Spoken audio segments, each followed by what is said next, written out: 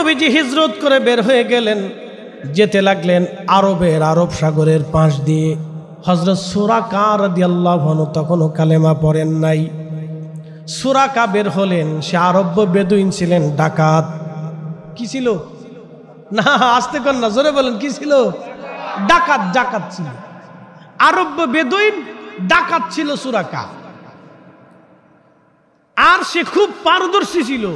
সে এমন পারদর্শী ছিল, ওই রাস্তা দিয়ে 50 কিলোমিটার দূরেও যদি কোনো মানুষ যাইতো সে ঘ্রাণ পাইত, এরকম ডাকাত ছিল। এবং সে পায়ের চিহ্ন দেখে বলে দিতে পারতো যে কোন দেশের মানুষের পায়ের চিহ্ন। উটের পায়ের চিহ্ন দেখে সে বলে দিতে পারতো কোন এলাকার উট। এরকম ডাকাত ছিল সুরাকা রাদিয়াল্লাহু আনহু। তখনও কালেমা পড়েন। ঘোষণা শুনছি 100 উট পাওয়া যাবে। নিজের ঘোড়া নিয়ে বের হয়ে গেলেন, কারণ সবার চোখ ফাঁকি দিতে পারলো, তার চোখ ফাঁকি দেওয়া যাবে না।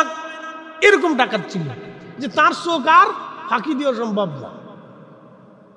এইরকম ডাকাত সুরাকা রাদিয়াল্লাহু আনহু, চোখ ফাঁকি দেওয়া যাবে না। ঠিক সে পায়ের চিহ্ন, উটের চিহ্ন ধরে ধরে চলে গেল। দেখলো আল্লাহর নবী সামনে দেখা যায়। সুরাকা ডাক দিল নবীর নাম ধরে, দাঁড়াও, আমি এসে গেছি। পালাতে পারবে না, কিন্তু না, তা হলো না। আল্লাহর পক্ষ থেকে ফয়সালা এসে গেল। সাথে সাথে সুরাকার ঘোড়ার পা বালির ভিতরে দেবে গেল, মাটির সাথে দেবে গেল, আর ঘোড়ার পা উপরে আর উঠে না।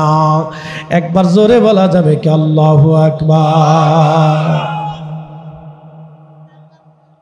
সুরাকা ভয় পেয়ে গেল, হাই হাই, জীবনে তেমন কোনোদিন হয়নি, আমার ঘোড়ার পা মাটির ভিতরে, কি হলো? ঠিক তখনই সুরাকা বুঝতে পারছে ডাকাত হলে কি বুঝে পেরেছে, বুঝে এসে গেছে। ডাক দিল, ইয়া রাসূলুল্লাহ, আমার আর বোঝার বাকি নাই, আপনি আমার মাফ করে দেন, আমি আর আপনার দিকে আগাবো না, ফিরে চলে যাব, ক্ষমা করে দেন। আপনি দোয়া করেন আমার ঘোড়ার পা যেন মাটির ভিতর থেকে উঠে যায়। হযরত সুরাকা বলার পরে ঘোড়ার পা মাটির উপর থেকে উঠে গেল। নবীজি দোয়া করলেন, উঠে গেল। কিন্তু লোভ আর সামলাইতে পারলেন না, আবার রওনা করলেন। আবার আল্লাহ মাটির মধ্যে তার ঘোড়ার পা ধসিয়ে দিলেন।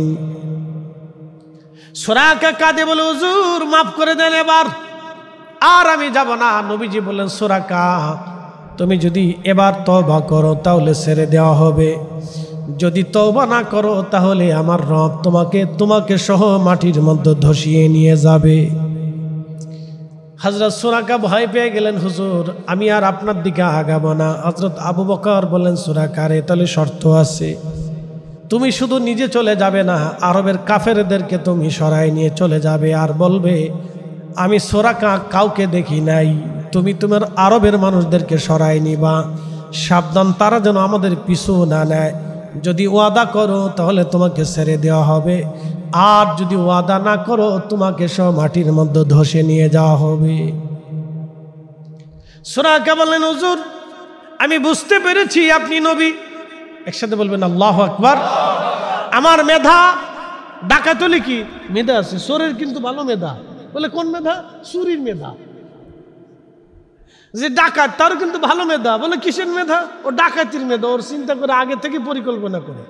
ওরা যদি চুরি ডাকাতি না করে ব্যবসার পরিকল্পনা করত, মানুষের উপকারের পরিকল্পনা করতো, তাহলে সমাজে অনেক উপকার হইতো, কিন্তু মেধা খারাপ না। ওরা 10 দিন ধরে পরিকল্পনা করে যে কার কাছ থেকে ডাকাতি করবে। এই যে আমাদের দেশে যারা চান্দাখোর আছে, চান্দাবাজ আছে, ওরা চিন্তা করে ম্যাপ করে যে কার কাছ থেকে চান্দা নেব। ওরা এই চান্দার ধান্দা না করে যদি ওরা ব্যবসার ধান্দা করতো, তাহলে আমার সমাজ চেঞ্জ হয়ে যাইতো, রাষ্ট্রের উপকার হইতো। কথা কোন ঠিক কিনা? কিন্তু ওদের মেধা ওরা চান্দায় খাটায়, চুরি ডাকাতিতে খাটায়। তো সুরাকা মেধাবী, মারাত্মক মেধা। বুঝতেছেন, মানুষের ঘ্রাণ আসতো 50 কিলোমিটার দূর থেকে, মানুষের ঘ্রাণ তার নাকে আসতো। এ মারাত্মক মেধা ছিল তার। তো সে বুঝে ফেলছে যে আপনি নবী, আমার মাফ করে দেন, আমি চলে যাব, আপনাকে ডিস্টার্ব করবো না। তখন সুরাকা বলল, ইয়া রাসূলুল্লাহ, আমি জানি নবীদের একটি ইতিহাস আছে, নবীরা তার নিজস্ব এলাকা থেকে বিতাড়িত হয়, আবার সে তার নিজের এলাকাতে ফিরে আসে, আল্লাহ তাকে বিজয় দেয়। আমি জানি আপনি আবার কাবাতে বিজয় আপনার আসবে। আল্লাহু আকবার। সুরাকা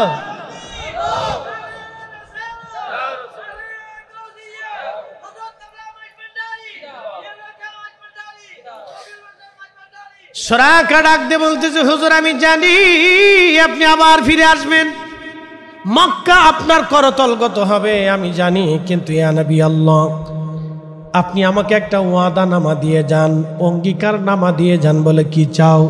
বলে আপনি লিখিত দিয়ে দেন, যখন আপনি মক্কা বিজয় হবে সেই দিন আমি সুরাকা যদি জিন্দা থাকি তাহলে আপনি আমাকে হত্যা করবেন না, আপনি আমাকে নিরাপত্তা দিবেন, এই ওয়াদা আপনি লিখে দিয়ে দেন। নবী বললেন, আবু বকর সুরাকাকে তুমি লিখে দাও, চামড়ার সাথে অথবা গাছের খালের সাথে লিখে দেওয়া হলো সুরাকাকে। সুরাকা চলে গেল, সুরাকা চলে গেল, সুরাকা চলে গেল। প্রিয় নবী হিজরত করে করে মদিনাতুল মুনাওয়ারার দিকে চলে গেলেন। যাওয়ার সময় পাথর নবীকে সালাম দেয়, গাছে নবীকে সালাম দেয়, পশু পাখিরা নবীকে সালাম দেয়। আল্লাহর নবী হিজরত করে রওনা করলেন। মদিনায় সংবাদ গেল রসুল আসতেছে। প্রত্যেক দিন মদিনাবাসী মদিনার উপকণ্ঠে মক্কা থেকে আসার সময় যে রাস্তা আছে এই রাস্তার সামনে মদিনার মানুষ দাঁড়ায় থাকে, নবী কখন আসবে। সুবহানাল্লাহ, কি আসতে না জোরে। মদিনার মানুষেরা দাঁড়ায় থাকে নবী আসবে বলে, রসুল আসবে। প্রত্যেক দিন তারা দাঁড়ায় থাকে নবী আসবে,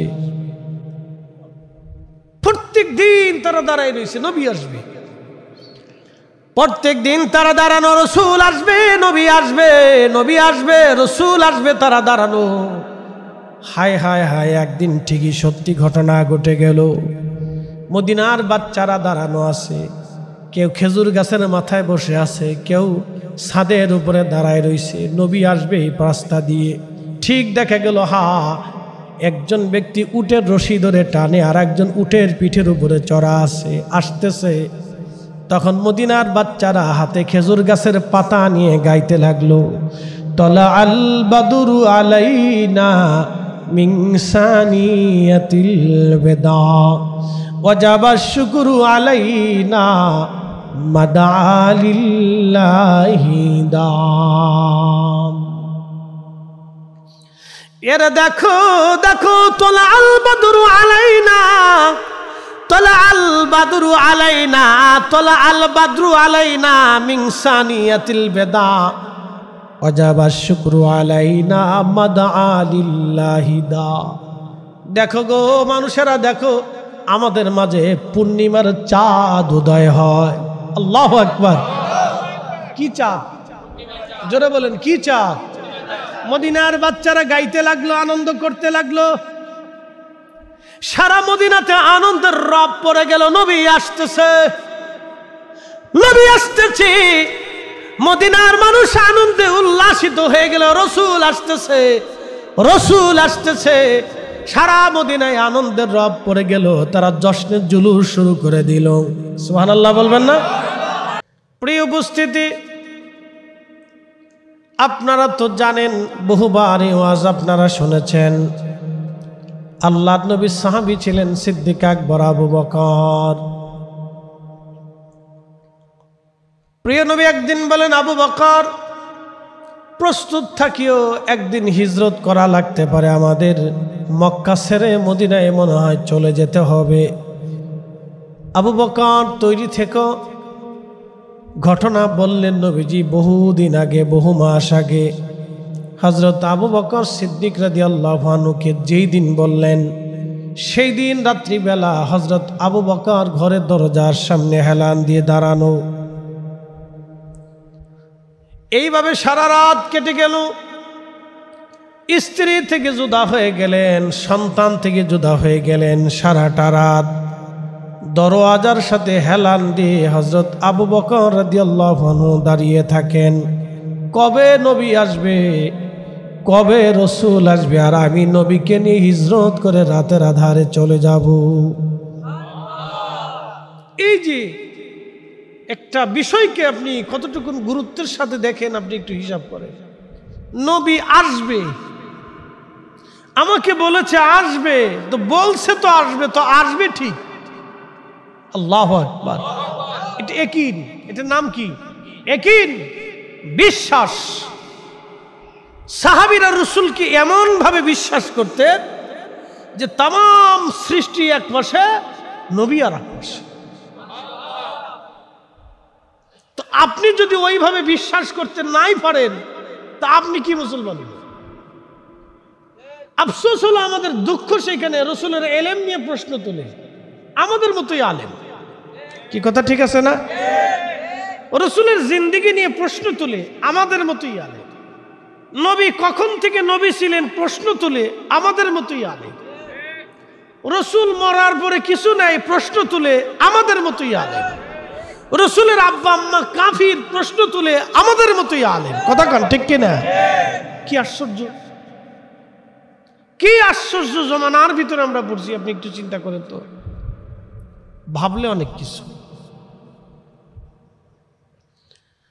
দুনিয়ার এক পাশে ছিল সাহাবীদের, আর নবী ছিলেন আর এক পাশে।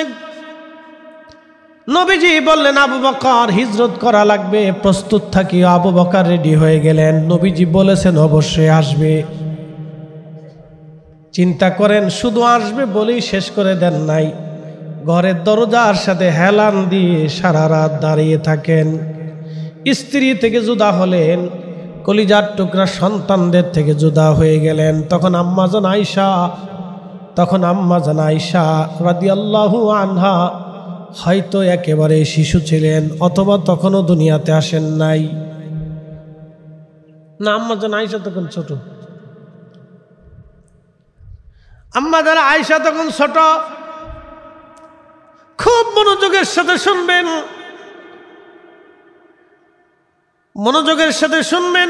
ছোট্ট বাচ্চাকেও হযরতে আবু বকর সময় দিলেন না, বিবিকে সময় দিলেন না, নিজের জীবনের তোয়াক্কা করলেন না, ঘুমের চিন্তা করলেন না, জীবনের সুখের নিদ্রা শেষ করে দিলেন। নবী আসবে, হযরত আবু বকর রাদিয়াল্লাহু আনহু সুখের শয্যা ছেড়ে দিলেন। খুব মনোযোগ দিবেন। সুখের নিদ্রা হযরত আবু বকর ছেড়ে দিলেন। মানুষের জীবনে রাত যখন যত গভীর হয় তত দুর্বলতা আসে, তত দুর্বল হয়, ঘুমের তন্দ্রা আসে, ঘুমাইতে যেতে মন চায়। যত প্রিয়জন হোক না কেন, মা পর্যন্ত সন্তান রেখে দিয়ে ঘুমিয়ে পড়ে যায়, সন্তান মাকে রেখে ঘুমায়, স্ত্রী স্বামী রেখে ঘুমায়, স্বামী স্ত্রী রেখে ঘুমিয়ে পড়ে। কিন্তু আবু বকর আমার নবীর আশায় আশায় দাঁড়ায়া থাকে।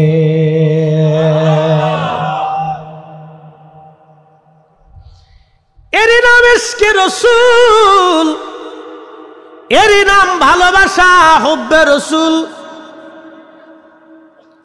এরই নাম হুব্বে রাসূল, ভালোবাসা। আল্লাহ বলেন কুল, হুজুর আপনি আমার বান্দাদেরকে জানান, ইন কুনতুম তুহিব্বুনাল্লাহ ফাত্তাবিউনি ইউহিব্বুকুমুল্লাহ।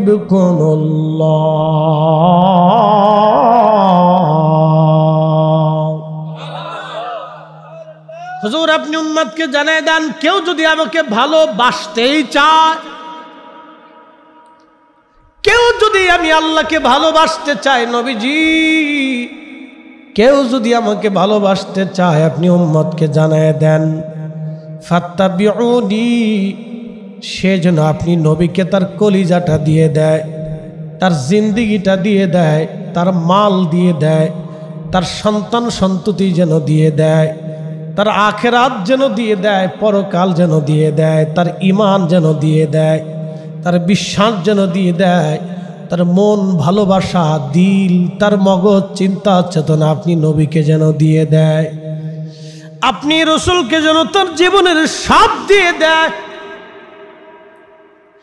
জান দিয়ে দেয়, মাল দিয়ে দেয়, সম্পদ দিয়ে দেয়, জিন্দেগি যেন দিয়ে দেয়। নবীজি যদি দিয়ে দেয়, তাহলে উম্মতকে জানিয়ে দেন, ইয়া হাবিবকুমুল্লাহ, আমি আল্লাহ তাকে ভালোবাসবো, আমি আল্লাহ তাকে ভালোবাসবো, আমি আল্লাহ তাকে ভালোবাসবো।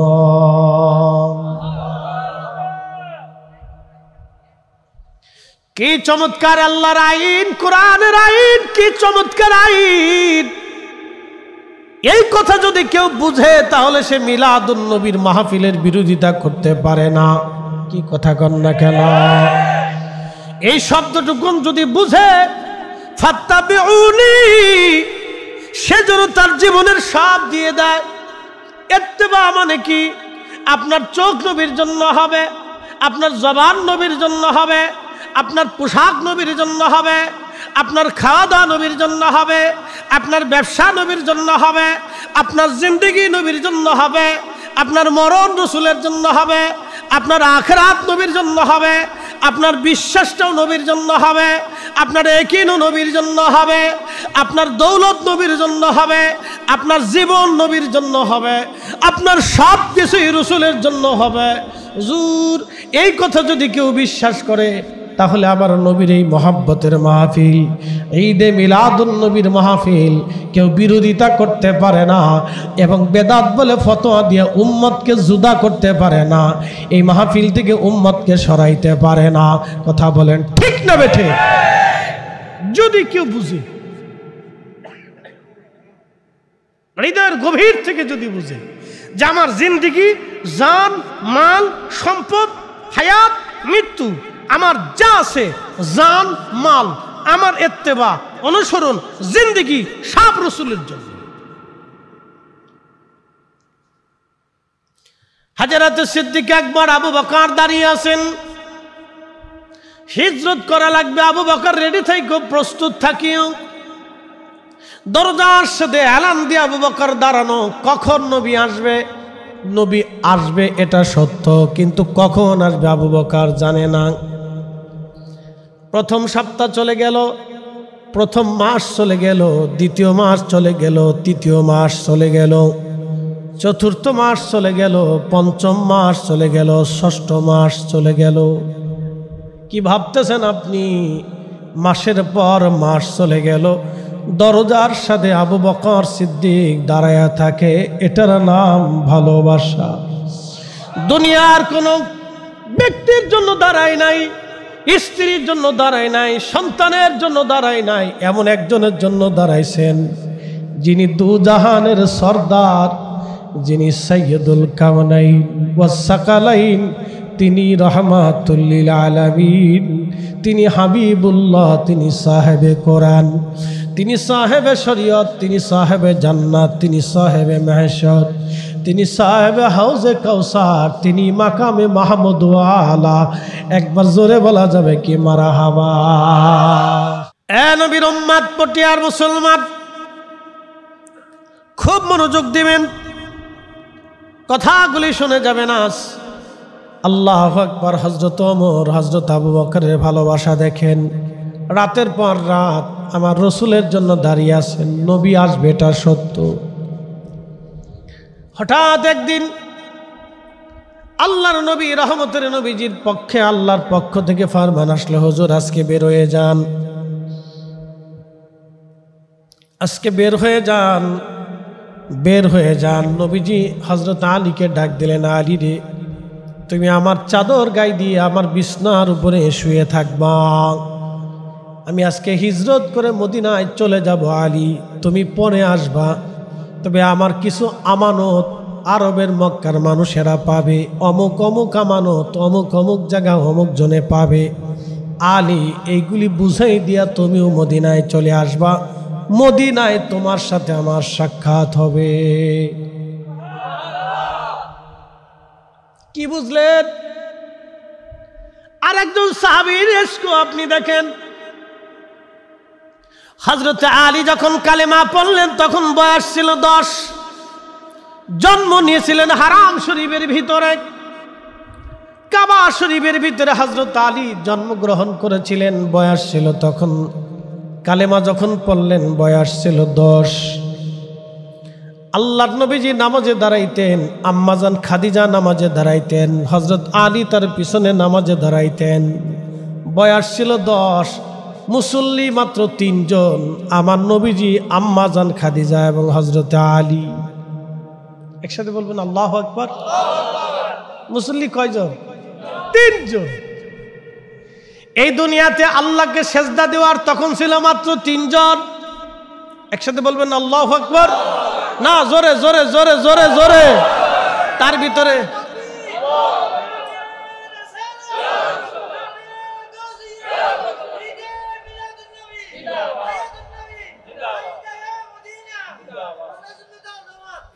মাশাআল্লাহ, আল্লাহকে সেজদা দেওয়ার মতো ছিল 3 জন, আল্লাহর নবী, আম্মাজান খাদিজা এবং হযরত আলী। কাবা শরীফের সামনে 3 জন দাঁড়িয়ে গেলেন। আল্লাহর নবী সেজদা দিলেন আগে, মতিতে নবীজি ডান পাশে দাঁড়িয়ে আছেন হযরত আলী, তার পিছনে দাঁড়িয়ে আছেন আম্মাজান খাদিজা।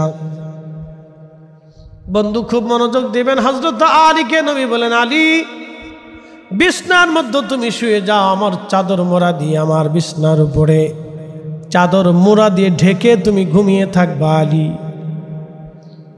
আর কাফেররা আসবে আমাকে খোঁজার জন্য, আলী আমি দরজা দিয়ে বের হয়ে চলে যাব হিজরত।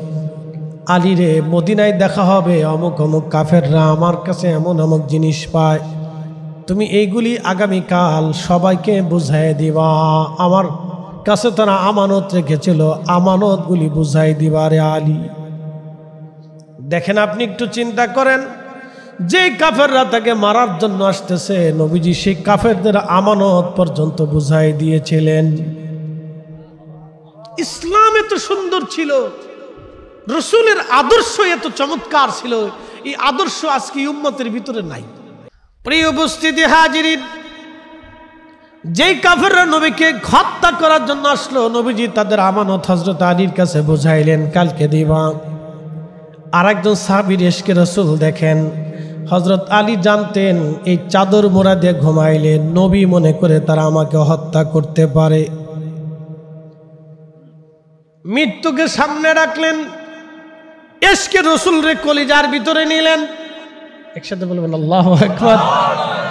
মৃত্যুকে সামনে রাখলেন, ইশকে রাসূল রে কলিজার ভিতরে নিলেন, বিশ্বাসটাকে ইয়াকিনটাকে এমনভাবে মজবুত করলেন, বিশ্বাস করলেন কি হযরত আলীর অন্তরে বিশ্বাস এসে গেল, নবী বলেছেন আমানত বুঝাই দিব, মদিনায় যায় নবীজির সাথে দেখা হবে, এর আগে আমার মৃত্যু হবে না। বুঝতে হবে আপনাকে, এটার নাম রাসূল করিমের প্রতি ইয়াকিন উম্মতের। হযরত আলী বুঝার আর বাকি নাই, আমার ইন্তেকাল মৃত্যু তত সময় পর্যন্ত হবে না যত সময় মদিনাতে নবীজির সাথে দেখা না করব, কারণ নবী বলেছেন মদিনায় দেখা হবে। আমানত আমি বুঝাবো, রসুলের আমানত নষ্ট হবে অবশ্যই আমার রব হতে দেবে না, কারণ আমানত যদি নষ্ট করে দেয় কিয়ামত পর্যন্ত এই উম্মতের মাঝে প্রচার থাকবে নবীজি উম্মতের আমানত নিজে নষ্ট করেছিলেন। এটা আল্লাহ হতে দেবে না। হযরত আলীর ইয়াকিন বড় মজবুত, শুয়ে পড়লেন চাদর মোড়া দিয়ে, নবীজি বের হয়ে গেলেন, কাফেররা চারপাশে ঘিরে ধরে দাঁড়ানো, বের হওয়ার সাথে আমরা আক্রমণ করব, কিন্তু ভিন্ন রকম হয়ে গেল। একটু ধুলো নিয়ে নবীজি কোরআনের আয়াত পড়ে ছেড়ে দিলেন, প্রত্যেকের চোখে মুখে লেগে চোখ মুখ তাদের অন্ধকার হয়ে গেল। নবীজি কাফেরদের সামনে দিয়ে চলে গেলেন, কাফেররা দেখতে পেল না, হাঁটতে হাঁটতে চলে গেলেন। ঠিক এই দিকে হযরতে নবীজি বের হয়ে যাওয়ার পরে আল্লাহর নবীজির ঘরের ভিতরে কাফেররা ঢুকলো। ব্যাপার কি? ঢুকার পরে দেখে চাদর উল্টাইয়া হযরত আলী শুয়ে আছে। আল্লাহর নবী চলে গেলেন। চলে যাওয়ার পরে আবু বকরের ঘরের দরজার সামনে নবীজি টুকা দিলেন, ছোট্ট করে ডাক দিলেন আবু বকর। জোরে ডাক দেন নাই, একটা ডাক দিলেন আবু বকর, সাথে সাথে দরজা খুলে গেল। আস্তে হয়ে গেল না? জোরে বলেন। সাথে সাথে দরওয়াজা খুলে গেল। দরওয়াজা যখন খুলে গেল, আহা নবীজি ডাক দিলেন আবু বকর, তুমি কি ঘুমাও নাই? বলে হুজুর যেই দিন আপনি বলেছিলেন হিজরত করা লাগবে, সেই দিন রজনী থেকে আমি সারা রাত আপনার জন্য দরজার সাথে হেলান দিয়ে দাঁড়ায় থাকি। আমার নবী আসবে, হুজুর আমি দাঁড়ায় থাকি জন্য আপনি এসে ডাকাডাকি করবেন, আর আওয়াজ হবে, কাফেররা টের পেলে আপনাকে কষ্ট দিবে, আমি আবু বকরের সামনে আপনাকে ব্যথা দিবে। ইয়া রাসূলুল্লাহ, আমার জীবন থাকতে এটা হতে পারে না। নবীজি ওই দিন রাত্র থেকে আমি আবু বকর ঘুমাই নাই। আপনি নবীজির আশায় আমি দাঁড়ায় থাকি, আমি ঘরের দরজার সাথে হেলান দিয়ে দাঁড়ায় থাকি। চিৎকার মেরে জোরে বলেন না ইয়া রাসূলুল্লাহ। প্রেম যদি শিখবি রে মন, প্রেম যদি বুঝবি রে মন, ওরে সব সেরে চল মদিনায়। আমার প্রেমের রসুল যেই দেশে ঘুমায়, আমার দয়াল নবী যেই দেশে ঘুমায়। দেখলে ছবি পাগল হবি, কাঁদবি বসে নিরালায়। আমার দয়াল নবী যেই দেশে ঘুমায়, প্রেম যদি শিখবি রে মন, প্রেম যদি করবি রে মন, ওরে সব সেরে চল মদিনায়। আমার প্রেমের রসুল যেই দেশে ঘুমায়, আমার দয়াল নবী যেই দেশে ঘুমায়। আল্লাহুম্মা সাল্লি আলা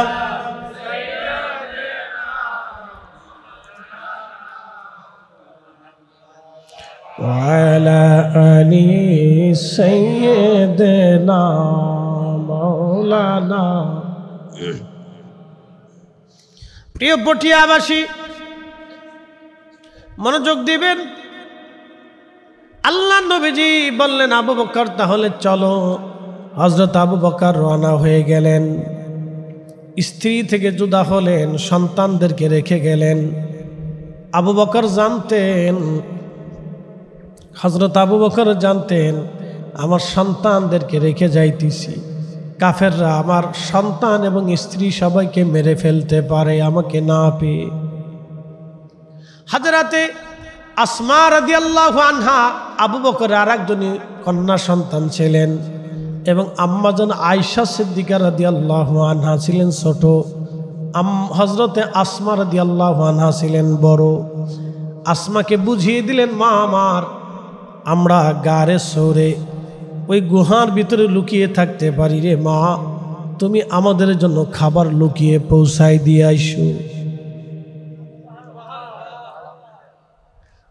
হযরতে আসমাকে বুঝিয়ে দিয়ে গেলেন। হযরতে আবু বকর সিদ্দিক নবীকে নিয়ে রওনা হয়ে গেলেন। রাসূলকে নিয়ে রওনা হয়ে যাওয়ার পরে কাফেররা বাড়িতে খুঁজে না পেয়ে হযরত আবু বকরের বাড়ি আসছে। হযরত আবু বকরের বাড়ি এসে দরজায় টোকা লাগাইলেন। হযরত আসমা রাদিয়াল্লাহু আনহা বের হয়ে আসলেন। কি চান আপনারা? বলে তোমার আব্বাজান কোথায়? বলে আব্বাজান বাড়িতে নাই। হযরত আসমা প্রিয় নবীজিকে সাথে নিয়ে চলে গেছে, এই কথা বললেন না, বললেন আব্বাজান বাড়িতে নাই। কাফেররা হযরত আসমা রাদিয়াল্লাহু আনহার মুখের মধ্যে থাপড় মারতে লাগলো। ছোট্ট মেয়েটা সেই দিন কাফেরদের আঘাতে অনেক কষ্ট পাইলেন, ব্যথা পাইলেন, কিন্তু নবীর এসকে বাবার মতো মোহাব্বত নিয়ে বলে দিলেন আমার আব্বাজান বাড়িতে নাই। কোথায় গেছে বলতে পারি না, কোন জায়গা গেছে আমি তাও জানি না। চলে গেলেন হযরতে নবীজি জাবালে সৌর। সৌরের পাশে একটা পাহাড় আছে, নাম জাবালে সাবির। পাহাড়টা কেটে কেটে অর্ধেক বানিয়ে ফেলেছে সৌদি সরকার। এখানে হোটেল বানানো হচ্ছে হাজিদের জন্য, জাবালে সৌর।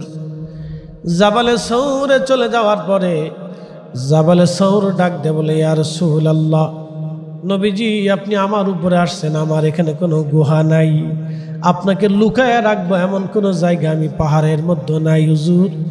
কালকে সকালবেলা কাফেররা আসবে, আপনাকে আমার উপরে পেলে আপনাকে আঘাত করবে, রক্তাক্ত করবে, আমি সৌর কিয়ামতের ময়দানে আল্লাহর কাছে কি জবাব দিব? নবীজি পার্শ্ববর্তী পাহাড় জাবালে সৌরে গুহা আছে, নবীজি আপনি সেইখানে চলে যান। জাবালে সাবির থেকে নবীজি সৌরের দিকে রওনা করলেন। সৌর নবীকে সালাম দিলেন, আসসালাতু ওয়াসসালামু আলাইকা ইয়া রাসূলুল্লাহ। একবার জোরে বলা যাবে কি মারহাবা? বনের যত পশুগণ ভক্তি করতই দুই চরণ, মেঘমালা ছায়া দিত গায় গো নবীজি, কোন সাধনে পাইব তোমায়, আমি কোন সাধনে দেখিব তোমায় গো নবীজি, আপনাকে দেখিবার মনে চায়। আল্লাহর নবীজি সৌর পর্বতে চলে গেলেন গুহার সামনে। আবু বকরকে বলেন, আবু বকর ভিতরে ঢুকো। হযরত আবু বকর এবং আল্লাহর নবী দুইজনে গুহার ভিতরে চলে গেলেন। গুহার সামনে একটা কবুতর উড়ে আসলো। কবুতর উড়ে সে গুহার সামনে বাসা বানাইলো। বাসা বানাইয়া কবুতর ওইখানে ডিম পারলো। মাকড়সা এসে পুরা গুহার দরজার সামনে বিরাট বড় জাল বনাইয়া মাকড়সা সে জালের মধ্যে বসে রইল। চিৎকার মেরে জোরে বলেন আল্লাহু আকবার। কবুতর আসলো, মাকড়সা আসলো। কবুতর এসে ডিম পারতেছে, মাকড়সা জাল বনাইয়া গুহার সামনে আমার নবীকে পাহারা দিতে লাগলেন। কি আশ্চর্য, প্রাণীরা পর্যন্ত নবীজিকে গুহার সামনে পাহারা দেয়, আর আরেক দল কাফেররা অস্ত্র শস্ত্র হাতে নিয়ে তারা আমার নবীকে খুঁজে হত্যা করার জন্য সারা আরব ভরে ঘুরতেছে। আবু জাহেল ঘোষণা দিল, যদি আমার ভাতিজাকে তোমরা ধরে নিতে পারো 100 উট তোমাদেরকে পুরস্কার দেওয়া হবে। এই 100 উটের আশা নিয়ে সারা আরবের কাফেররা বের হয়ে গেল। কোথায় আছে? নবীকে ধরতেই হবে আজ। সাথে মাত্র একা হযরত আবু বকর, আর কেউ নাই। নবীজি এবং আবু বকর গুহার ভিতরে ঢুকলেন। গুহার ভিতরে ঢোকার পরে হযরত আবু বকর দেখলেন অনেকগুলি ছিদ্র দেখা যায়। চিন্তা করলেন এই ছিদ্রের ভিতর থেকে পোকা আসতে পারে, সাপ আসতে পারে। পাহাড়ি সাপ বড় বিষাক্ত হয়। এই সাপ যদি আসে, নবীজিকে যদি কষ্ট দেয়, আমি আবু বকরের এই চেষ্টাগুলি বৃথা হয়ে যাবে। গায়ের চাদরগুলি ছিঁড়লেন, ছিঁড়ে গুহার জায়গাগুলি, গর্তগুলি হযরত আবু বকর ভরে ভরে দিয়ে বন্ধ করে দিলেন। সব গর্তগুলি বন্ধ করলেন, কিন্তু একটা গর্ত হযরত আবু বকর বন্ধ করতে পারেন নাই। ইতিমধ্যে চাদর শেষ হয়ে গেছে, আর কিছুই নাই বন্ধ করার মতো। হযরত আবু বকর বসে আছে। নবীজি বললেন, আবু বকর ক্লান্তি লাগে, আমি একটু বিশ্রাম নিতে চাই। নবীজিকে বললেন, হুজুর আপনি আমার কোলের মধ্যে বিশ্রাম নেন। আস্তে হয়ে গেল না? জোরে বলবেন। হুজুর আপনি আমার কোলের মধ্যে বিশ্রাম নেন। আল্লাহর হাবিব হযরত আবু বকরের উরু মুবারকের উপরে মাথা মুবারক দিলেন। এখন আপনি বলেন তো, যেই মাথা মুবারক উরুর উপরে পড়ল, সেই দেহ কখনো জাহান্নামে যেতে পারে না, ঠিক কিনা?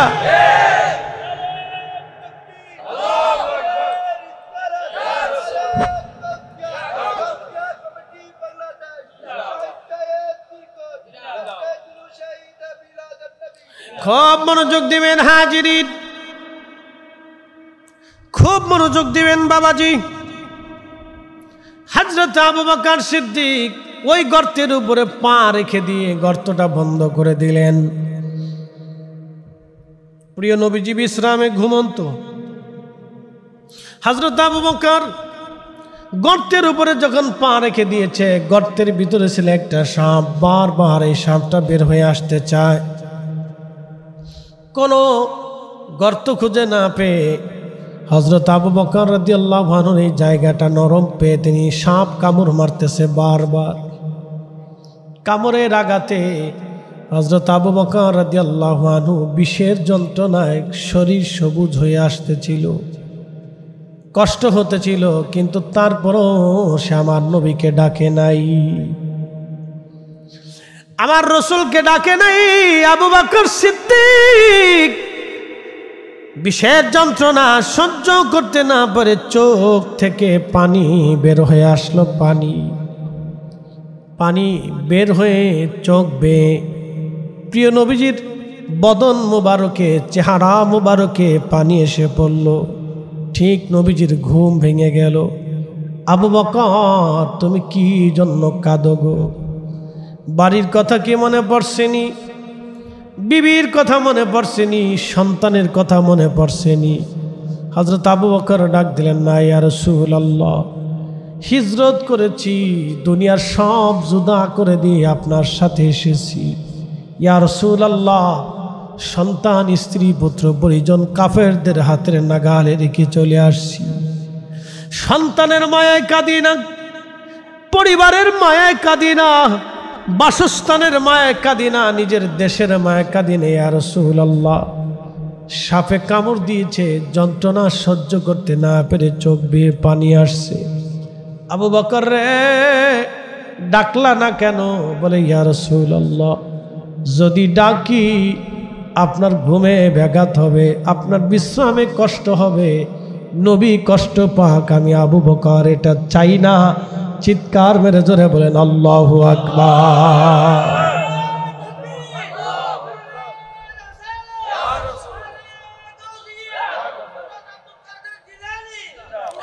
এটার নাম হচ্ছে ভালোবাসা। ভালোবাসা দলিল দিয়ে হয় না, ইশকে রাসূল দলিল দিয়ে হয় না, ইশকে রাসূল দলিল দিয়ে হয় না, দলিল দিয়ে ইশকে রাসূল হয় না। কথা বলেন ঠিক কি না? ইশকে রাসূল দলিল দিয়ে হয় না। আল্লাহ যার কলিজার মধ্যে ঢেলে দেয় তার ভিতরেই আসে, ঠিক কি না? সবাই আশিকে রাসূল হয় না, সবাই সাহাবী হয় নাই। আল্লাহ ওই রুহটাকে ভালোবাসছে যেই রুহটা রসুলকে ভালোবাসছে। আল্লাহ ওই জীবনকে ভালোবাসছে যে জীবন নবীকে ভালোবাসছে।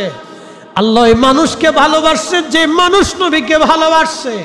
আল্লাহ ওই প্রাণীকে ভালোবাসছে যে প্রাণী নবীকে ভালোবাসছে।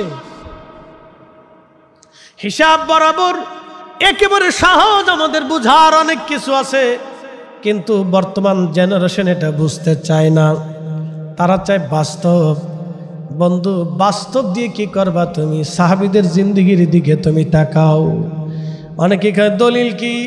আরে মিয়া, নবীর জিন্দেগি পুরাটাই তো দলিল। বলে তোমরা সুন্নি হক, দলিল কি? বলে হযরত গাউসে পাক আব্দুল কাদের জিলানীর জিন্দেগি আমাদের দলিল। কথা কন না কে? কারণ অলি কারে বানায় আল্লাহ? কোন সিটার রে, বাটপার রে, দুশমনের রাসূল রে আল্লাহ অলি বানায় না। আল্লাহ তারই অলি বানায় যার জিন্দেগি নবীর কদমে কুরবানি হয়। সুন্নিরা হক, দুনিয়ার সব অলিরা আমাদের দলিল। কথা কন ঠিক কিনা? সুন্নিরা হক, দুনিয়ার সব সাহাবীরা আমাদের দলিল। সুন্নিরা হক, আশরে মুবাশশারা, খুলাফায়ে রাশিদা, আহলে বাইত রাসূল, শুহাদায়ে কারবালা, মুতাকাদ্দিমিন, মুতাআখিরিন, সালফে সালিহিন, চার মাযহাব আর চার তরিকা আমাদের দলিল। কথা বলেন ঠিক কিনা? বাস্তবে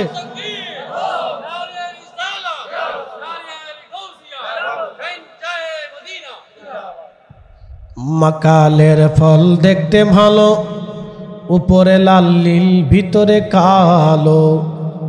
মাকালের ফল চিনেননি? আপনাদের চট্টগ্রামে উপরে সুন্দর দেখা যায়, ভিতরে ময়লা কালো। এটা কি বলে? এই ফলের নাম কি? মাকাল ফল। মাকালের ফল দেখতে ভালো, উপরে লাল নীল ভিতরে কালো। আপেলের মতো দেখা যায়, আপেলের মতো দেখতে খুব সুন্দর, বাহিরে খুব চমৎকার, ভিতরে গন্ধ পচা। মাকালের ফল দেখতে ভালো, ভিতরে লাল নীল, উপরে লাল নীল ভিতরে কালো। ওরে সারা জীবন এমনি গেল দয়াল, সারা জীবন এমনি গেল, খাইতে আমরা পারলাম না। যার ভিতরে নাই রসুলের প্রেম, তার সাথে ভাব কইরো না। যার ভিতরে নাই রসুলের প্রেম, তার সাথে ভাব রাইখো না। মাকালের ফল দেখতে ভালো, উপরে লাল নীল ভিতরে কালো। ওরে সারা জীবন এমনি গেল দয়াল, সারা জীবন এমনি গেল, খাইতে আমরা পারলাম না। যার ভিতরে নাই রসুলের প্রেম, তার সাথে ভাব রাইখো না। যার ভিতরে নাই রসুলের প্রেম, তার সাথে ভাব কইরো না।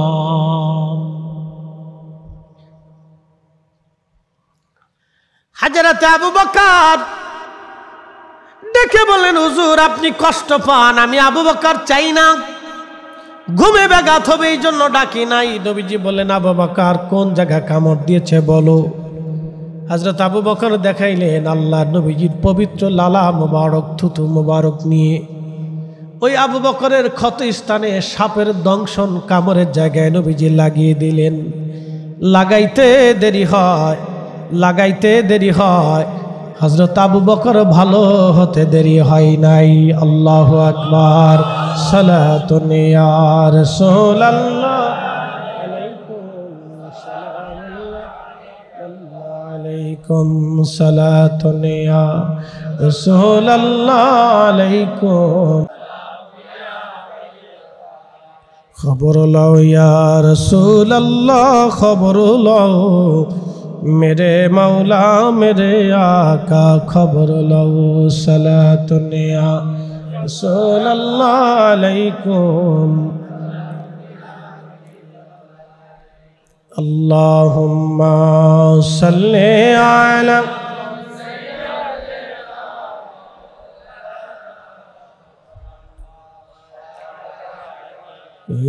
सय्यिदना मौलाना মুহাম্মদ।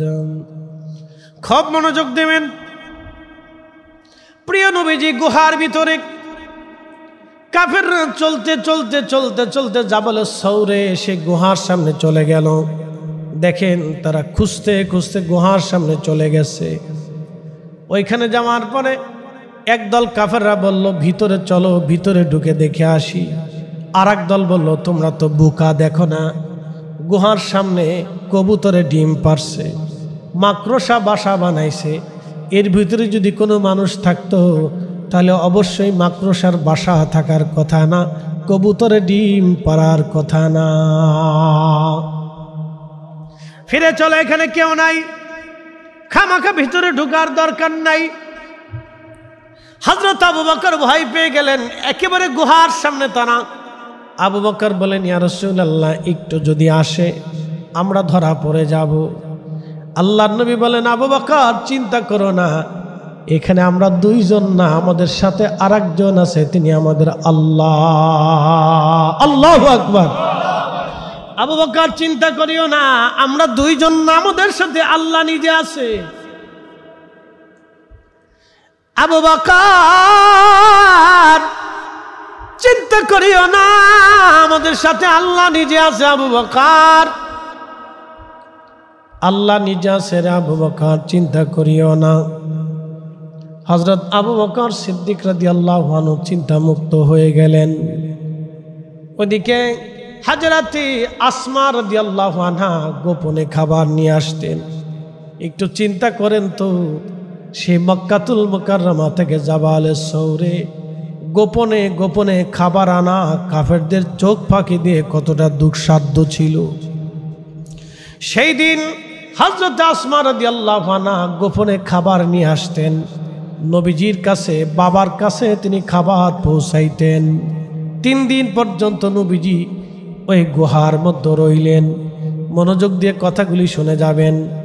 বর্তমানে কাবা শরীফের যে কবুতর আপনারা দেখেন, আল্লাহু আকবার, ইমাম ইবনু কাসির আল বেদায়ের মধ্যে লেখেন, ইমাম ইবনু কাসির আল বেদায়ের মধ্যে লেখেন 1450 বছর আগে যেই কবুতরের ডিম পেড়েছিল, সেই ডিম থেকে বাচ্চা হয়েছিল, সেই কবুতর থেকে কবুতর হলো, সেই কবুতরগুলি গারে সৌর থেকে তারা হারাম শরীফে চলে আসলো। কিয়ামত পর্যন্ত এই কবুতরের বংশধর হারামে তারা থাকবে। একজন হাজি একটা কবুতর ধরবে না, মারবে না, শোবে না, খাবে না, নিবে না, আনবে না।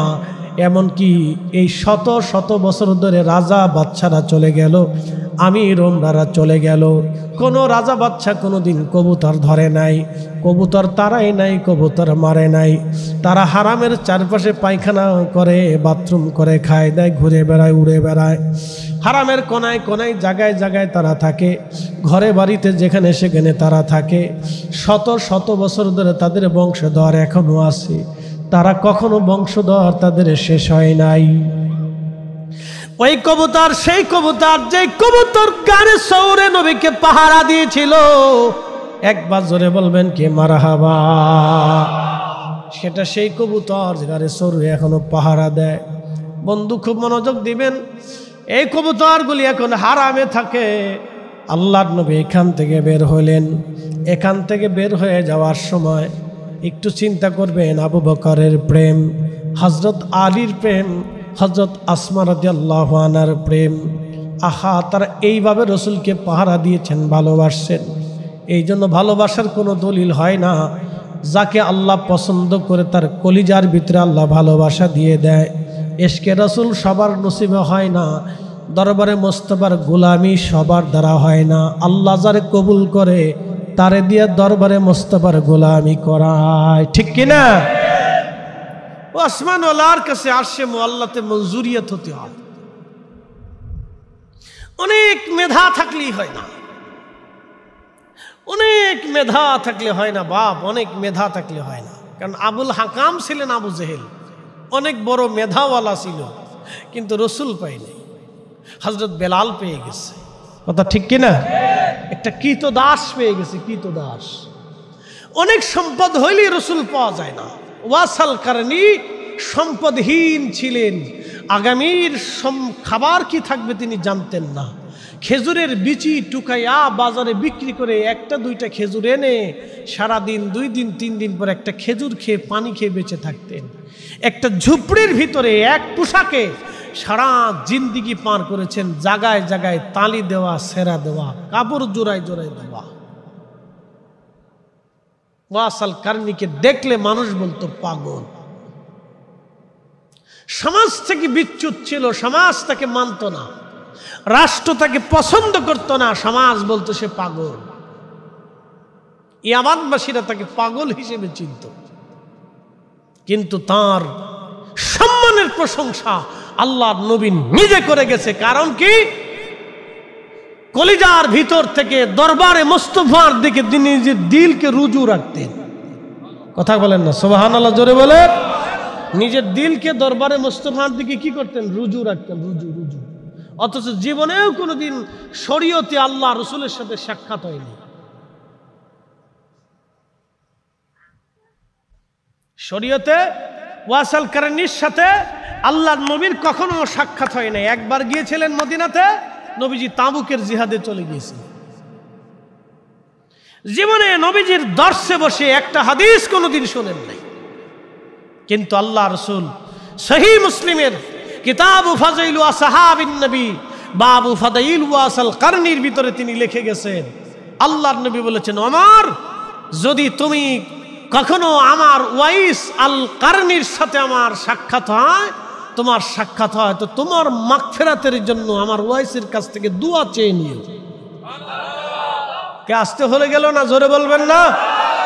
কাকে বললেন? হযরত ওমরকে বললেন, খোলাফায়ে রাশেদের একজনকে বললেন। তাকে বলেছিলেন তোমার মাগফিরাতের জন্য দোয়া চাইনো, আর যদি কোনোদিন তার সাথে সাক্ষাৎ হয়, ওমর রে শুধু তোমার নিজের জন্য দোয়া চাইও না, আমার ওয়াইসকে বইলো আমি রসুলের পক্ষ থেকে তার জন্য বার্তা হচ্ছে, আমি নবী বলেছি তাকে বইলো আমার এই গুনাহগার উম্মতের জন্য যেন আমার ওয়াইস দোয়া করে, কারণ আল্লাহর সাথে আমার কথা হয়েছে, আল্লাহ জানিয়ে দিয়েছে আমার ওয়াইস দোয়া করতে দেরি হবে তো আসমান থেকে কবুল হতে দেরি হবে না। জোরে জোরে জোরে জোরে।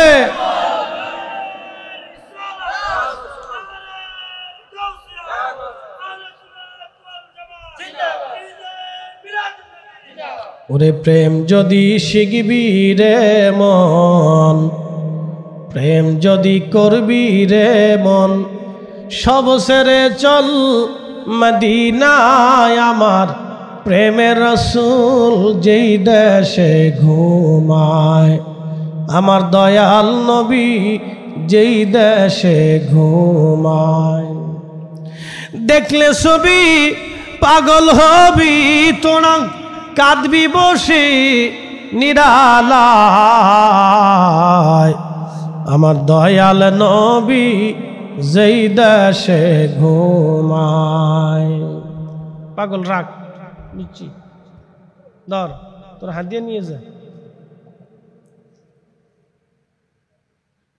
পপকর্নের দাম কত? যা 200 টাকা। ও নাকে দাও, ও যে নাকে দাও। মাশাআল্লাহ, মারহাবা কর। লাও তোমার পপকর্ন লয়ে যাও। আচ্ছা থাক।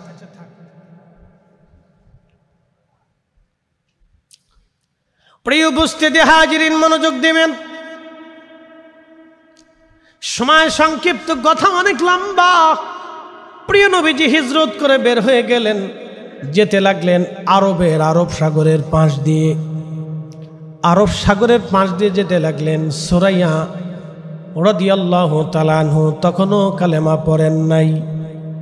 হযরত সুরাইয়া, দুঃখিত, সুরাকা রাদিয়াল্লাহু আনহু, হযরত সুরাকা রাদিয়াল্লাহু আনহু তখনও কালেমা পড়েন নাই।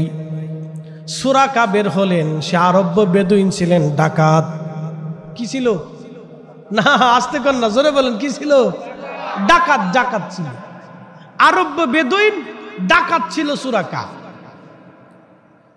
আর সে খুব পারদর্শী ছিল। সে এমন পারদর্শী ছিল, ওই রাস্তা দিয়ে 50 কিলোমিটার দূরেও যদি কোনো মানুষ যাইতো সে ঘ্রাণ পাইত, এরকম ডাকাত ছিল।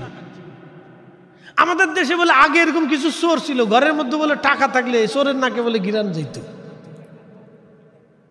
কি চোরের চোর তে চিন্তা করুন, আন্তর্জাতিক খ্যাতি সম্পন্ন চোর, চোরের ঘরের চোর। এইরকম ডাকাত ছিল সুরাকা। 50 মাইল দূর থেকে মানুষের ঘ্রাণ তার নাকে আসতো, এবং সে পায়ের চিহ্ন দেখে বলে দিতে পারতো যে কোন দেশের মানুষের পায়ের চিহ্ন। উটের পায়ের চিহ্ন দেখে সে বলে দিতে পারতো কোন এলাকার উট। এরকম ডাকাত ছিল সুরাকা রাদিয়াল্লাহু আনহু। তখনও কালেমা পড়েন। ঘোষণা শুনছি 100 উট পাওয়া যাবে। নিজের ঘোড়া নিয়ে বের হয়ে গেলেন, কারণ সবার চোখ ফাঁকি দিতে পারলো, তার চোখ ফাঁকি দেওয়া যাবে না। এরকম ডাকাত ছিল যে তার চোখ আর ফাঁকি দেওয়া সম্ভব না। এইরকম ডাকাত সুরাকা রাদিয়াল্লাহু আনহু, চোখ ফাঁকি দেওয়া যাবে না। ঠিক সে পায়ের চিহ্ন, উটের চিহ্ন ধরে ধরে চলে গেল। দেখলো আল্লাহর নবী সামনে দেখা যায়। সুরাকা ডাক দিল নবীর নাম ধরে, দাঁড়াও আমি এসে গেছি। পালাতে পারবে না, কিন্তু না, তা হলো না। আল্লাহর পক্ষ থেকে ফয়সালা এসে গেল। সাথে সাথে সুরাকার ঘোড়ার পা বালির ভিতরে দেবে গেল, মাটির সাথে দেবে গেল, আর ঘোড়ার পা উপরে আর উঠে না। একবার জোরে বলা যাবে কি আল্লাহু আকবার। সুরাকা ভয় পেয়ে গেল, হাই হাই, জীবনে তেমন কোনোদিন হয়নি, আমার ঘোড়ার পা মাটির ভিতরে। কি হলো? ঠিক তখনই সুরাকা বুঝতে পারছে ডাকাত হলে কি বুঝে পেরেছে, বুঝে এসে গেছে। ডাক দিল, ইয়া রাসূলুল্লাহ, আমার আর বোঝার বাকি নাই, আপনি আমার মাফ করে দেন, আমি আর আপনার দিকে আগাবো না, ফিরে চলে যাব, ক্ষমা করে দেন। আপনি দোয়া করেন আমার ঘোড়ার পা যেন মাটির ভিতর থেকে উঠে যায়। হযরত সুরাকা বলার পরে ঘোড়ার পা মাটির উপর থেকে উঠে গেল। নবীজি দোয়া করলেন, উঠে গেল। কিন্তু লোভ আর সামলাইতে পারলেন না, আবার রওনা করলেন। আবার আল্লাহ মাটির মধ্যে তার ঘোড়ার পা ধসিয়ে দিলেন। সুরাকা কাঁদে বলে, হুজুর মাফ করে দেন, এবার আর আমি যাব না। নবীজি বললেন, সুরাকা তুমি যদি এবার তওবা করো তাহলে ছেড়ে দেওয়া হবে, যদি তওবা না করো তাহলে আমার রব তোমাকে সহ মাটির মধ্যে ধসিয়ে নিয়ে যাবে। হযরত সুরাকা ভয় পেয়ে গেলেন, হুজুর আমি আর আপনার দিকে আগাবো না। হযরত আবু বকর বললেন, সুরাকা রে তাহলে শর্ত আছে, তুমি শুধু নিজে চলে যাবে না, আরবের কাফেরদেরকে তুমি সরাই নিয়ে চলে যাবে আর বলবে আমি সুরাকা কাউকে দেখি নাই, তুমি তোমার আরবের মানুষদেরকে সরাই নিবা, সাবধান তারা যেন আমাদের পিছু না নেয়। যদি ওয়াদা করো তাহলে তোমাকে ছেড়ে দেওয়া হবে, আর যদি ওয়াদা না করো তোমাকে সব মাটির মধ্যে ধসে নিয়ে যাওয়া হবে। সুরাকা বললেন, হুজুর আমি বুঝতে পেরেছি আপনি নবী। একসাথে বলবেন আল্লাহু আকবার। আমার মেধা ডাকাতলি কি মেধা আছে, চোরের কিন্তু ভালো মেধা। বলে কোন মেধা? চুরির মেধা। যে ডাকাত তার কিন্তু ভালো মেধা। বলে কিসের মেধা? ও ডাকাতির মেধা, ওর চিন্তা করে আগে থেকে পরিকল্পনা করে। ওরা যদি চুরি ডাকাতি না করে ব্যবসার পরিকল্পনা করত, মানুষের উপকারের পরিকল্পনা করতো, তাহলে সমাজে অনেক উপকার হইতো, কিন্তু মেধা খারাপ না। ওরা 10 দিন ধরে পরিকল্পনা করে যে কার কাছ থেকে ডাকাতি করবে। এই যে আমাদের দেশে যারা চান্দাখোর আছে, চান্দাবাজ আছে, ওরা চিন্তা করে ম্যাপ করে যে কার কাছ থেকে চান্দা নেব। ওরা এই চান্দার ধান্দা না করে যদি ওরা ব্যবসার ধান্দা করতো তাহলে আমার সমাজ চেঞ্জ হয়ে যাইতো, রাষ্ট্রের উপকার হইতো। কথা কোন ঠিক কিনা? কিন্তু ওদের মেধা ওরা চান্দায় খাটায়, চুরি ডাকাতিতে খাটায়। তো সুরাকা মেধাবী, মারাত্মক মেধা। বুঝতেছেন, মানুষের ঘ্রাণ আসতো 50 কিলোমিটার দূর থেকে, মানুষের ঘ্রাণ তার নাকে আসতো। এই মারাত্মক মেধা ছিল তার। তো সে বুঝে ফেলছে যে আপনি নবী, আমার মাফ করে দেন, আমি চলে যাব, আপনাকে ডিস্টার্ব করবো না।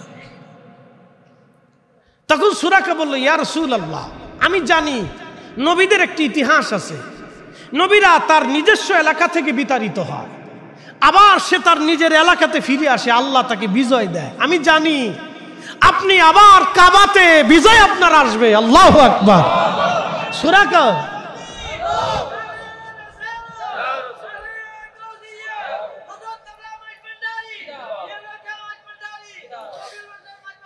সুরাকা ডাক দিয়ে বলতেছে, হুজুর আমি জানি আপনি আবার ফিরে আসবেন, মক্কা আপনার করতলগত হবে, আমি জানি। কিন্তু ইয়া নবী আল্লাহ আপনি আমাকে একটা ওয়াদা নামা দিয়ে যান, অঙ্গীকার নামা দিয়ে যান। বলে কি চাও?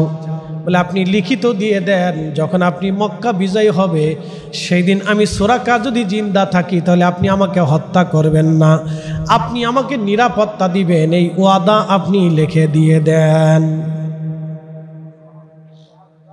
নবী বললেন, আবু বকর সুরাকাকে তুমি লিখে দাও। চামড়ার সাথে অথবা গাছের খালের সাথে লিখে দেওয়া হলো সুরাকাকে। সুরাকা চলে গেল।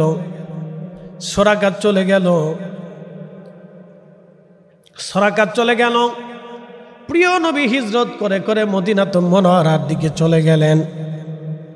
যাওয়ার সময় পাথর নবীকে সালাম দেয়, গাছে নবীকে সালাম দেয়, পশু পাখিরা নবীকে সালাম দেয়। আল্লাহর নবী হিজরত করে রওনা করলেন। মদিনায় সংবাদ গেল রসুল আসতেছে। প্রত্যেক দিন মদিনাবাসী মদিনার উপকণ্ঠে মক্কা থেকে আসার সময় যে রাস্তা আছে, এই রাস্তার সামনে মদিনার মানুষ দাঁড়ায় থাকে, নবী কখন আসবে। সুবহানাল্লাহ, কি আসতে না জোরে। মদিনার মানুষেরা দাঁড়ায় থাকে নবী আসবে বলে, রসুল আসবে। প্রত্যেক দিন তারা দাঁড়ায় থাকে নবী আসবে। প্রত্যেক দিন তারা দাঁড়ায় রয়েছে নবী আসবে। প্রত্যেক দিন তারা দাঁড়ানো, রসুল আসবে, নবী আসবে, নবী আসবে, রসুল আসবে, তারা দাঁড়ানো। হায় হায় হায়, একদিন ঠিকই সত্যি ঘটনা ঘটে গেল। মদিনার বাচ্চারা দাঁড়ানো আছে, কেউ খেজুর গাছের মাথায় বসে আছে, কেউ ছাদের উপরে দাঁড়ায় রয়েছে। নবী আসবে এই রাস্তা দিয়ে। ঠিক দেখা গেল একজন ব্যক্তি উটের রশি ধরে টানে, আর একজন উটের পিঠের উপরে চড়া আছে, আসতেছে। তখন মদিনার বাচ্চারা হাতে খেজুর গাছের পাতা নিয়ে গাইতে লাগলো, তলা আল বাদুরু আলাইনা মিন সানিয়াতিল বেদা ওয়াজাবা শুকরু আলাইনা মাদালিল্লাহি দাম। এরা দেখো দেখো, তলা আল বাদুরু আলাইনা, তলা আল বাদরু আলাইনা, তলা আল বাদরু আলাইনা মিন সানিয়াতিল বেদা ওয়াজাবা শুকরু আলাইনা মাদালিল্লাহি দা। দেখো গো মানুষেরা, দেখো আমাদের মাঝে পূর্ণিমার চাঁদ উদয় হয়। আল্লাহু আকবার। কি চাঁদ? জোরে বলেন, কি চাঁদ? মদিনার বাচ্চারা গাইতে লাগলো, আনন্দ করতে লাগলো। সারা মদিনাতে আনন্দের রব পড়ে গেল। নবী আসতেছে, নবী আসতেছে। মদিনার মানুষ আনন্দে উল্লাসিত হয়ে গেল। রসুল আসতেছে, রসুল আসতেছে। সারা মদিনায় আনন্দের রব পড়ে গেল। তারা জশ্নের জুলুস শুরু করে দিল। সুবহানাল্লাহ বলবেন না? জশ্নে জুলুস, জোরে বলেন, জশ্নে জশ্নে আনন্দ। সালামুন ইয়া হাবিবাল্লাহ আলাইকুম। কাসুয়া উট ছেড়ে দেওয়া হলো। কাসুয়া ছেড়ে দেওয়ার পরে জিব্রাইল আমিন আসছে। আল্লাহ বলেন, জিব্রাইল যাও, আমার নবীর কাসুয়ার কান ধরে নিয়ে চলে যাও সেইখানে যেখানে 1000 বছর আগে তুব্বা বাদশা আমার নবীর জন্য বাড়ি বানাইছিল। সেই বাড়িটা যার জন্য রাখা হয়েছে তিনি হযরতে মেজবানে রাসূল আইয়ুব আনসারী রাদিয়াল্লাহু তাআলা আনহু। এশকে রাসূল 1000 বছর আগে ইয়ামান দেশের বাদশা তুব্বা বাদশা আমার নবীর জন্য বাড়ি বানায় রেখে গিয়েছিলেন। 1000 বছর আগে তুব্বা বাদশা নবীজির জন্য বাড়ি বানিয়েছিলেন। সেই বাড়ি বংশক্রমে আস্তে আস্তে আস্তে আস্তে হযরত আইয়ুব আনসারী রাদিয়াল্লাহু আনহুর ভাগ্যে এসে পড়লেন। নবীজির কাসুয়া উট ওই বাড়ির সামনে যেয়ে বসে গেল। আল্লাহর হাবিবও গেলেন। সাহাবীরা, রে মদিনাবাসী মন খারাপ করিও না, আহা এখানে আমার জন্য আল্লাহ জায়গা বরাদ্দ করেছে। আল্লাহর নবী গেলেন।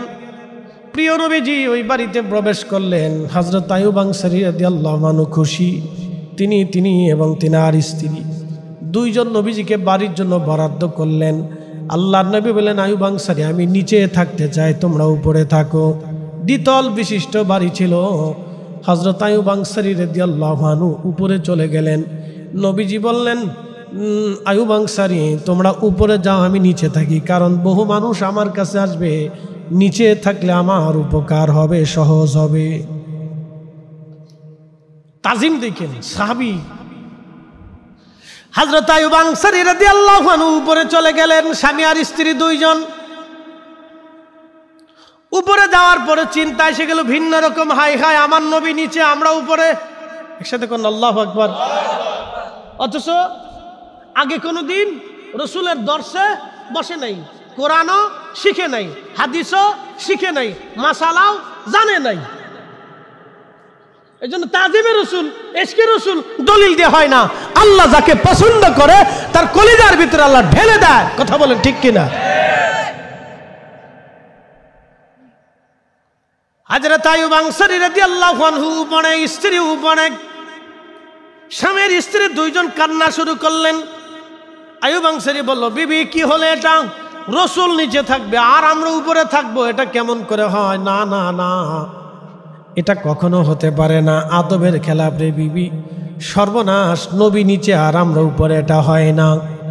হযরত আইয়ুব আনসারী ঘরের কোণার মধ্যে তিনি চলে গেলেন, দোতলার কোণায় চলে গেলেন, জড়সড় হয়ে কোণায় বসে আছেন। কারণ এখন নবীজি নিচে বিশ্রাম, যদি ডাকি নবীর কষ্ট হবে। কোণার এক কোণায় সারা রাত স্বামী আর স্ত্রী তারা ঘুমান নাই। না হাসতে হয়ে গেছে, জোরে বলেন, জোরে জোরে। সারা রাত ঘুমান নাই। আর আপনি তাজিমে রসুলের বলে মাসলা খুঁজতেছেন, দলিল তালাশ করে যে কোন দলিল আছে। দলিল তো সাহাবীদের সারা জিন্দেগির দলিল। হযরত আইয়ুব আনসারী রাদিয়াল্লাহু আনহু, আইয়ুব আনসারী রাদিয়াল্লাহু আনহু ঘরের কোনায় বসে গেলেন। বিবি জড়সড় হয়ে দুইজনে এক কোনায় বসে আছে। সারা রাত তিনারা ঘুমান নাই, ওইভাবে জড়স হয়ে বসে আছে। সকালবেলা তিনারা নেমে নবীজির সামনে যা বলেন, ইয়া রাসূলুল্লাহ, আপনি নিচে থাকবেন না, আপনি উপরে থাকবেন, আমরা নিচে থাকব। বলে, কেন আইয়ুব আনসারী? বলে, হুজুর, রহমতের নবী নিচে থাকবে আর আমি আইয়ুব আনসারী বিবি নিয়ে উপরে থাকবো। আদবের খেলাফ, এটা আমার জীবন চলে গেলেও হবে না ইয়া রাসূলুল্লাহ।